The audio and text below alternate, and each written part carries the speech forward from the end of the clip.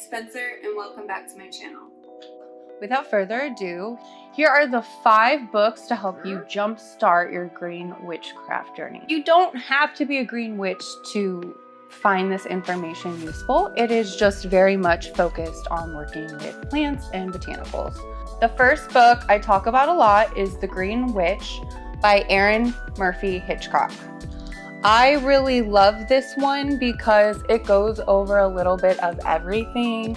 It has spell bags, it has prayers, it has rituals, it has recipes, talks about different ways you can incorporate magic when you're cleaning your home.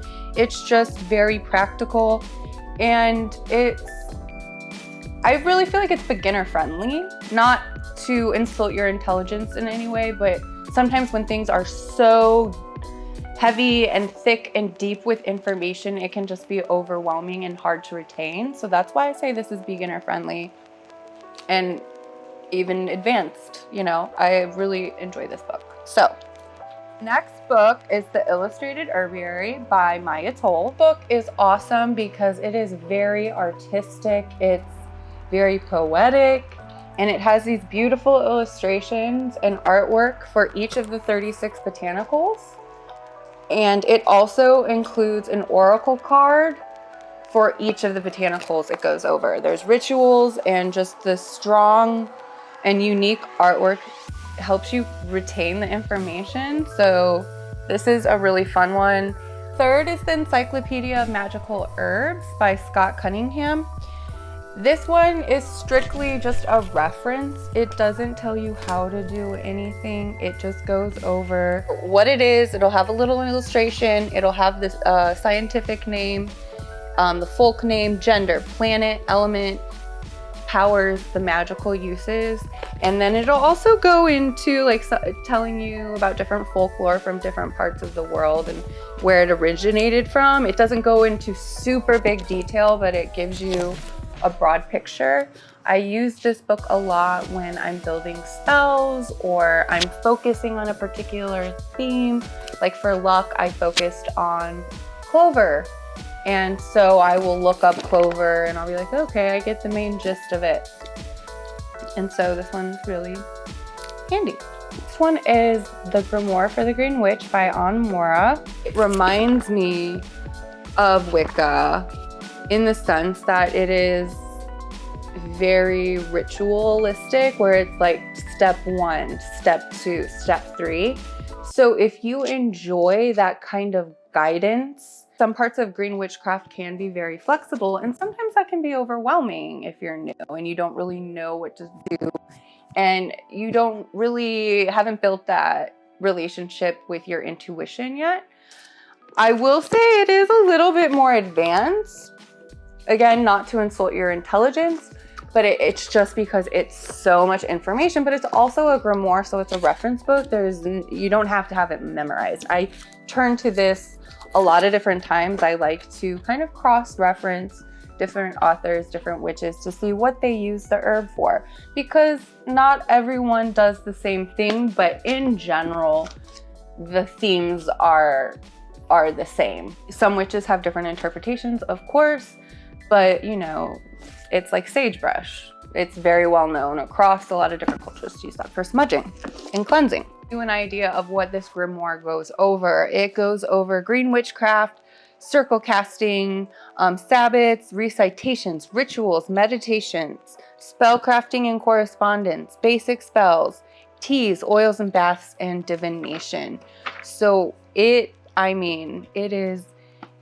is very detail oriented, and it is very thorough, and it is very organized.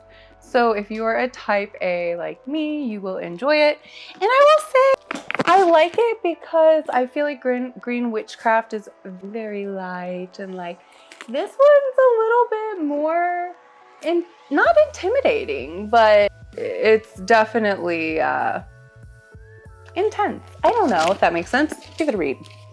Lastly, this might not pertain to everyone, but I like to get a book, a reference on the local plants and botanicals and herbs that grow around where I live so that you can forage. For me, because I am in the West Coast. I have the Medicinal Plants of the Western Mountain States by Charles Kane. It goes over the name.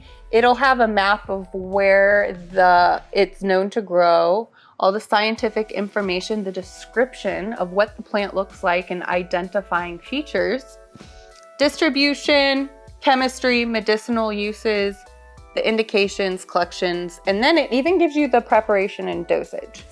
I will give a precursor or a caution that don't go play doctor if you've never done this before. I would say if you don't have experience in foraging, go with someone who does, so that you don't accidentally poison yourself or someone else by misidentifying a plant. Also with foraging, you want to be careful you're not trespassing. You don't want to get arrested for something like this. So you'll have here an actual picture of what agrimony looks like.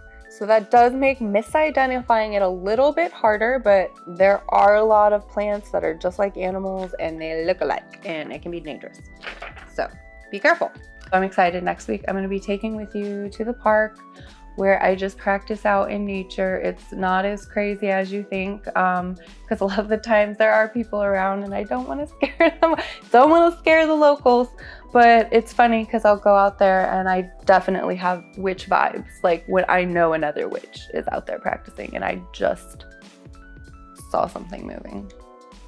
Thank you so much for coming in and listening and having some time with me, spending some time with me. Shit. Remember, no one can gatekeep this spiritual path or witchcraft. We should give respect to everyone. Get mentors, but also don't look down on anyone who's newer in their journey than you.